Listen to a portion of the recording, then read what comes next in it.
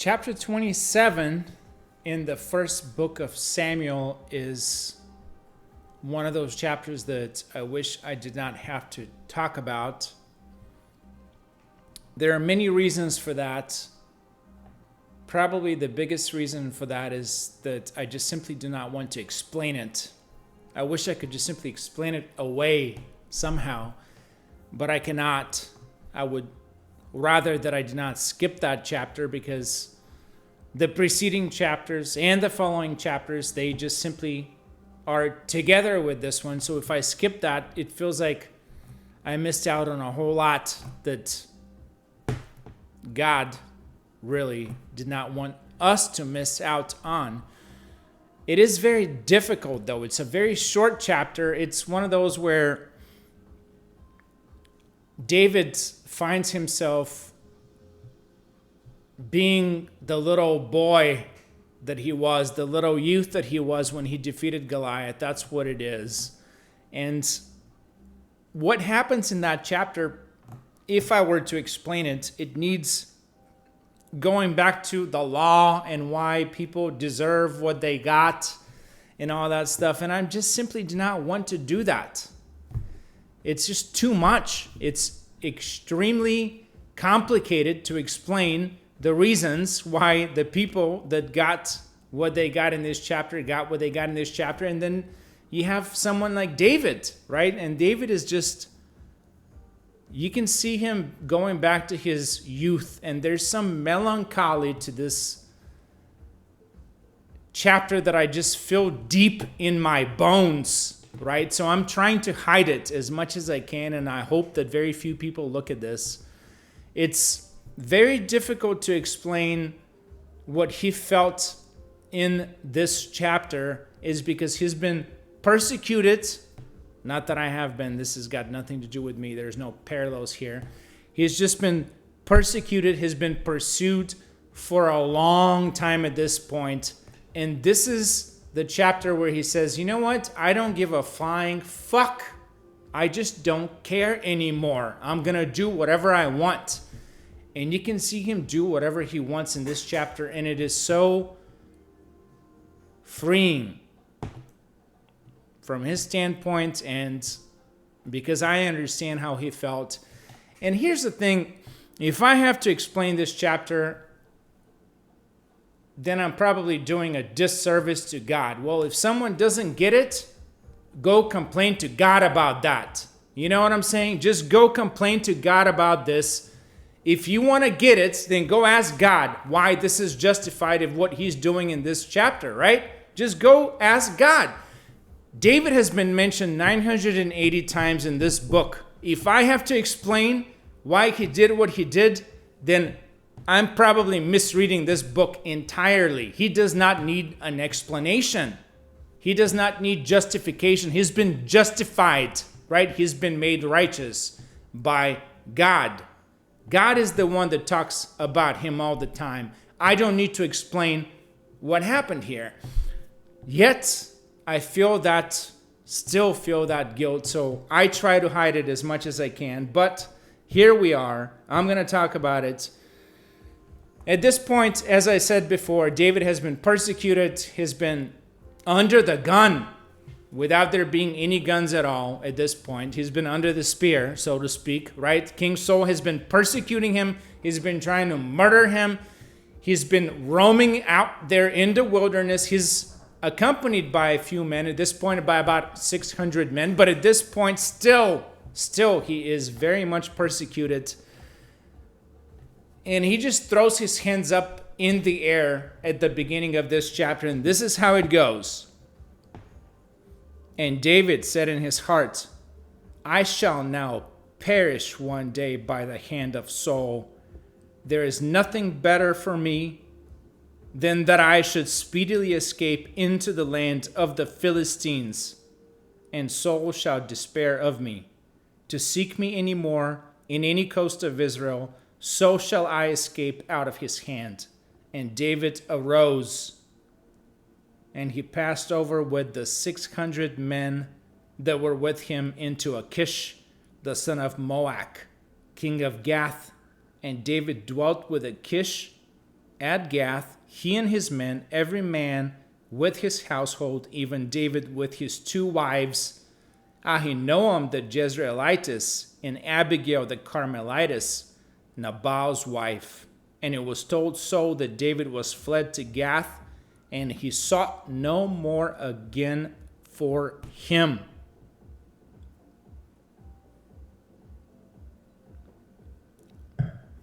My Lord and my God, this is one of the most descriptive paragraphs in this book. So, pardon me. David said in his heart, so David is saying, he's thinking, that's what, when the King James Version, or the Bible in general, but specifically in the King James Version, when it says, he said in his heart, that literally means he thought, right? I shall now perish one day by the hand of Saul. He's thinking, as I said before, he's throwing his hands up in the air. He's saying, I will die by the hand of this guy. He's determined to murder me, and I'm going to die by him. Therefore, there's nothing better for me than that I should speedily escape into the land of the Philistines. So he's literally saying, I'm going to die. So therefore, I might as well have some fun. And I'm going to go down to the Philistines, right? And so shall despair of me to seek me any more in any coast of Israel. So he's saying, if I go down to the Philistines, Saul is going to seek me no more, and I will escape, right? That's the whole idea behind this. And David arose, and he passed over with the 600 men that were with him unto Achish, the son of Moab, king of Gath. So he goes down to Achish, king of Gath. And David dwelt with Achish at Gath, he and his men, every man with his household. So literally the 600 men, whatever they had with them, women, children, whatever is with them, animals, they went down to the Philistine king. His name is Achish. And David dwelt, and what does it say? With his 2 wives, Ahinoam the Jezreelitess and Abigail the Carmelitess. I talked about Abigail. I talked about when he acquired Ahinoam.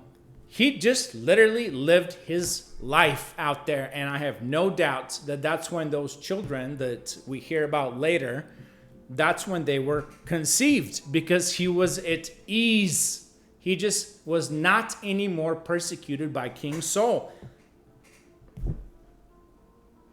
Ahinoam the Jezreelite. So she's from Ahinoam is from Jezreel. Abigail is from Carmel, right? Those were his 2 wives at the time. And it was told Saul that David was fled to Gath, and he sought no more again for him. So King Saul finds out that David is in with Achish, the king of Gath, and he seeks him no more. As I said last time, this is the last time that King Saul persecuted really David to kill him. At this point, as we find out a little bit later, King Saul finds his death. So what happens next is David is living the life.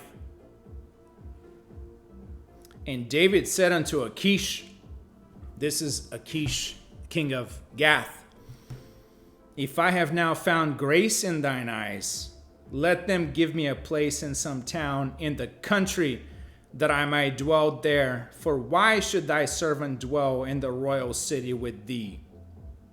Then Achish gave him Ziklag that day, wherefore Ziklag pertaineth unto the kings of Judah unto this day. And the time that David dwelt in the country of the Philistines was a full year and 4 months. All right, so we got some very specific things here. First of all, he goes up to the king, to Achish, and he tells him, if I have found grace in thine eyes, let them give me a place in some town in the country, that I may dwell there. For why should thy servant dwell in the royal city with thee? So he's telling the king, give me a city out there. You got plenty of cities. Give me one so that me and my men can go live there, right? So the king gives him Achish. The Philistine king gives him Ziklag. Ziklag is this town that's going to come into the story later on. He gave him Ziklag that day, wherefore Ziklag pertaineth unto the kings of Judah unto this day. So this tells you that the people, or at the very least, the person in this, whether it's Gad or Nathan, we don't know, who wrote this specific part of this book.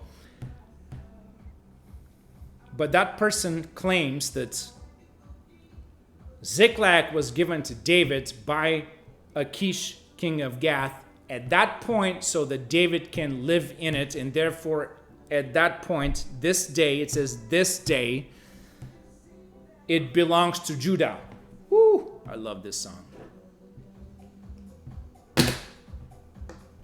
Remember the day. That's the name of that song. That's what this talks about. Remember that. This city belongs to the kings of Judah today, right? To this day.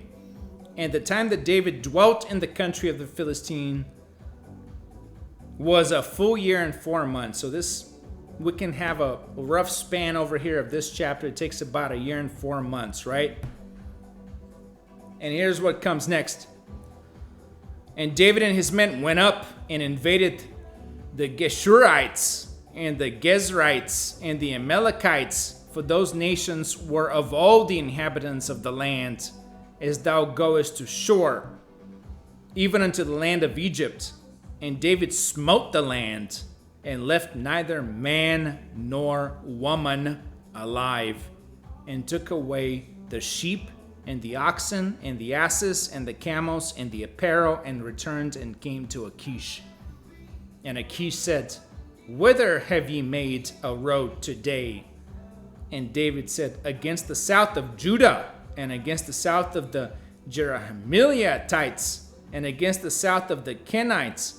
And David saved neither man nor woman alive, to bring tidings to Gath, saying, Lest they should tell on us, saying, So did David, and so will be his manner all the while he dwelleth in the country of the Philistines. And Achish believed David, saying, He hath made his people Israel utterly to abhor him. Therefore he shall be my servant forever.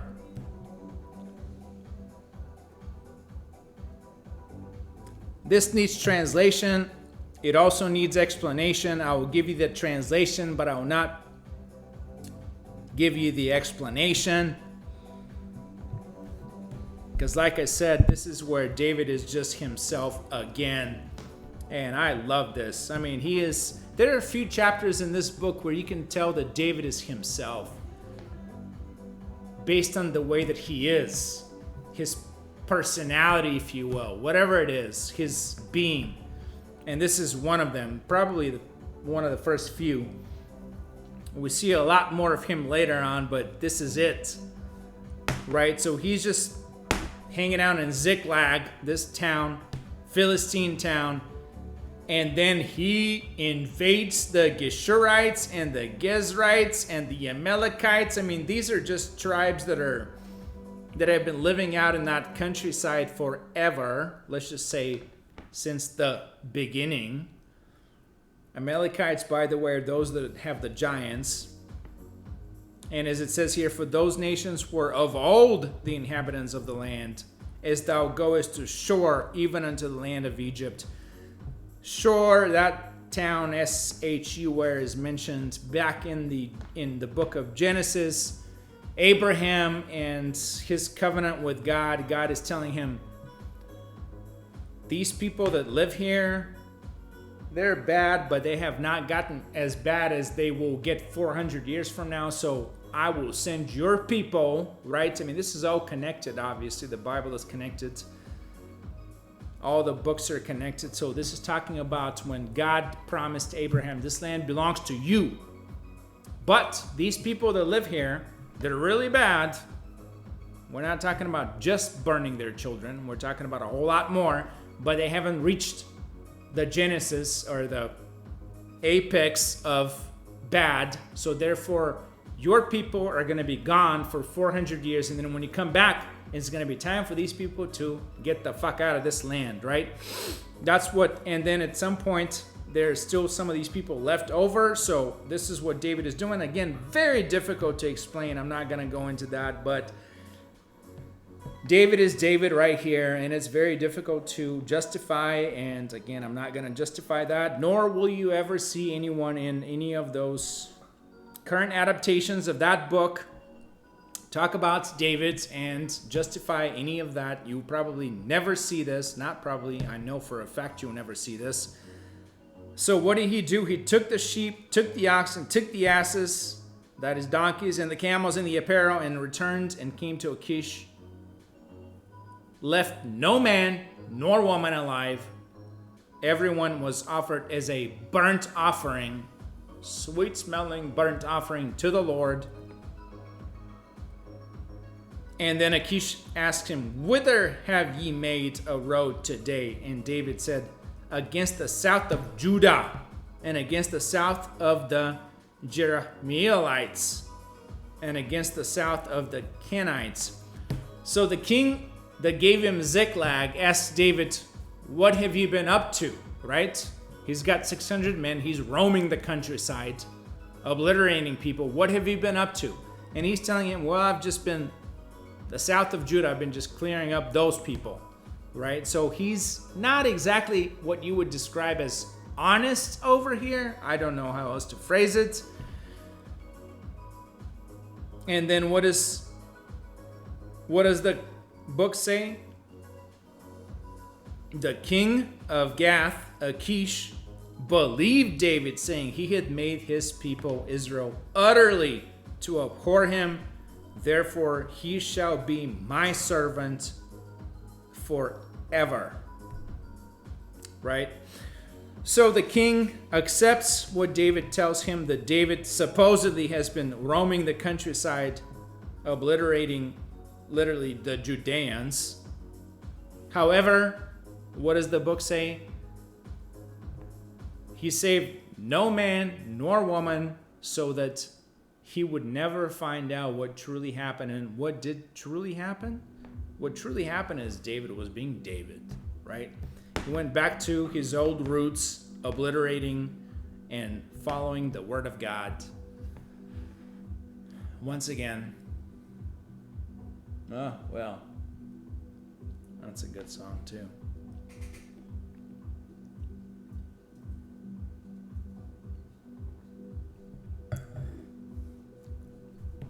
It is very difficult to explain those instances in the Bible where God has truly said that some people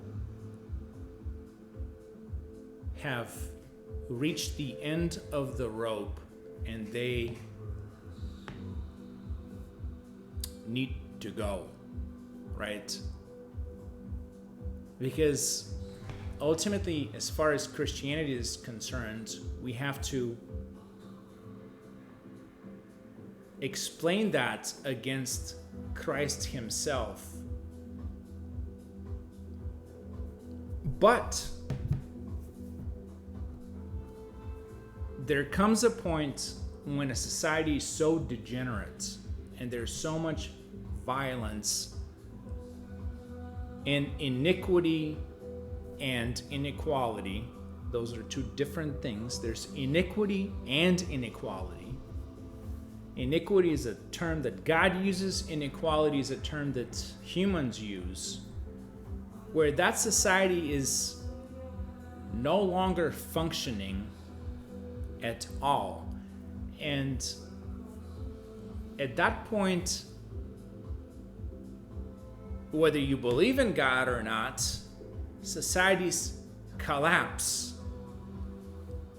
So, from a biblical standpoint, those people that wrote the Bible, they just simply tell you, well, God did it. From a secular standpoint, in other words, those who do not believe in God, they just simply state that, well, society just simply collapsed. It got to a point where it collapsed. It was an inverted pyramid, and it just could not sustain itself, so therefore it collapsed.